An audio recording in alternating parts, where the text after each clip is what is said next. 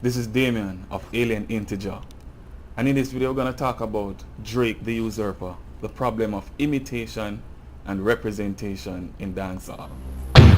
So Drake the Usurper and the problem of imitation and representation in dancehall. So what Drake has done is that he has basically made himself the protagonist for dancehall.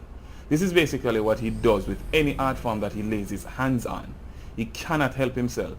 He's the kind of go in and take it all kind of person. This is what he did with Hotline Bling, and there were complaints about him and the song Hotline Bling, where he does the dances looking all stupid and crazy, where he could have invited or bring somebody who is more deeply embedded in that culture, that African American dance culture, to credit them or whosoever might have made the dance. But he has to be the dancer. He has to be the producer. He has to be the dancehall artist. He has to be the hip hop artist. He has to be the pop artist. He has to be the pop artist.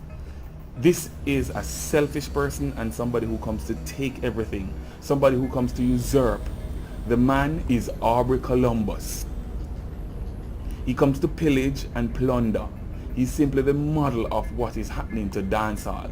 He's one of many of these models.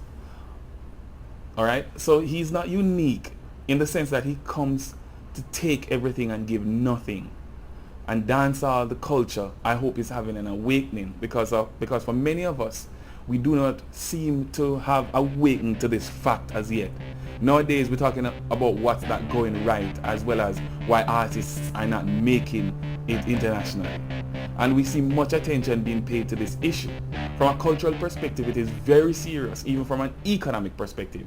We're supposed to know what's going on. It is pretty weird that a culture that is so unique and so creative and so grassroots driven barely has anybody from the ghettos or the city or the towns that created the kind of music representing on a foreign stage. Even the artists that we have representing from Jamaica, for the most part, they're uptown.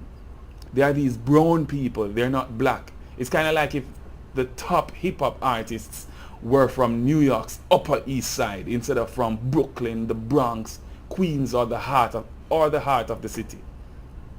They are not culturally the same as the ghetto person making the music and experiencing the more integrated dancehall life and culture. They're not from the heart of the culture. They are different. And it seems like this is the model. It appears that this is the situation where black people create, downtown creates, and uptown brown people in Jamaica or white people from Jamaica, America, or Europe, or England, or Canada, or wherever. And black people too, in the case of our Jamaican music and culture. These people who are more external to the dancehall experience and the dancehall life and the dancehall genus, they benefit more than those who live it and make it. They come and they innovate and they capture all the wealth from the music. This is basically a wealth transfer. This is basically loss of money, critical losses, which can do much to help alleviate the struggles and stresses that the Jamaican people face. The problem is that we don't truly appreciate exactly what dancehall is. Dancehall is more than just cultural expression. It is the voice and psychic repository of the Jamaican people. It is the culture of a vibrant, outgoing mass, a mass plagued by the problems of poverty, crime, political corruption, which corrodes the spirit of the vulnerable masses. Dancehall music, with all its flaws, is often therapeutic for its constituents. And the medication takes the form of not just the music produced and the dance is made, but the entire culture itself is identified with Jamaica. Not just in terms of geography, but particular lived experiences and the patois language and dialect. It is the culture and art form by which Jamaicans are perceived and represented abroad, not just at home. This is why it's troubling when listening to industry players and experts' assessment of what is right or wrong with dancehall nowadays. They think that it is primarily something wrong with the native artist. They think that the problems are simply intrinsic or how we do things.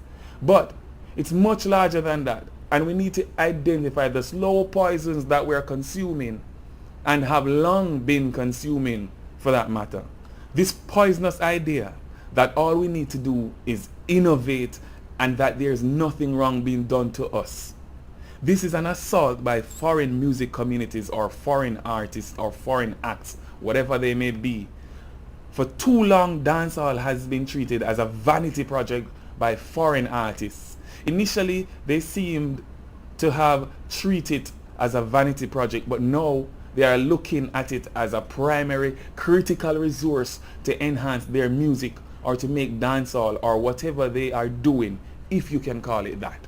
It's sometimes not too clear what Ed Sheeran or Drake is doing, at least from a purely metaphysical standpoint.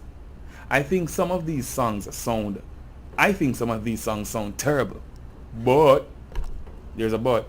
They are foreign and they're white and they have nice beats behind them and big promotional teams, and everybody likes dancehall.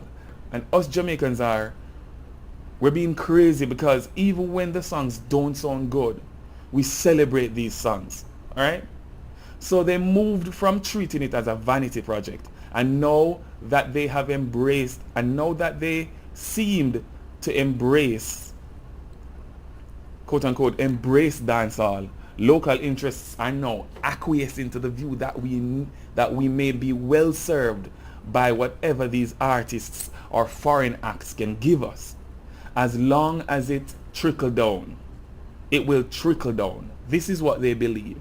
The idea that we need to do 90s dancehall or 90s music because it might be better and right, or that the fault lies solely with us. These are the kinds of things that they're talking about. One of the arguments many make is that we're simply doing inadequate branding.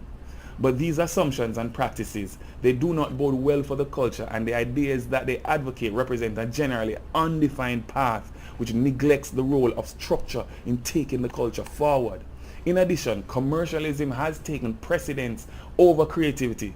In all we do, we must remember who we are. Dancehall embodies the integrity of the culture and voice of the masses, and it appears that we are in a popular but precarious position. Dancehall represents the nation's cultural prowess, and it presents lucrative economic opportunities which should be capitalized on by the native artists and people. The culture enjoys recognition and support as kind of a kindred of hip-hop in terms of its energy and outward self-expression, and just the way hip-hop has its native agents representing their culture on the biggest stage, such as the United States and other Western countries. They represent on an economic and cultural stage. So should dancehall. This is a crucial matter at this time, because as much as we see the culture lauded and celebrated in local and international spheres, the economic benefits in large part flow in one direction, to foreign interests, artists and individuals. And this arrangement is not unique to dancehall. The economic arrangement is just the same for our most productive industry in Jamaica, which is tourism. But why are these benefits uneven? Is it simply the natural course of things? And can we change this? We address these issues in the next video.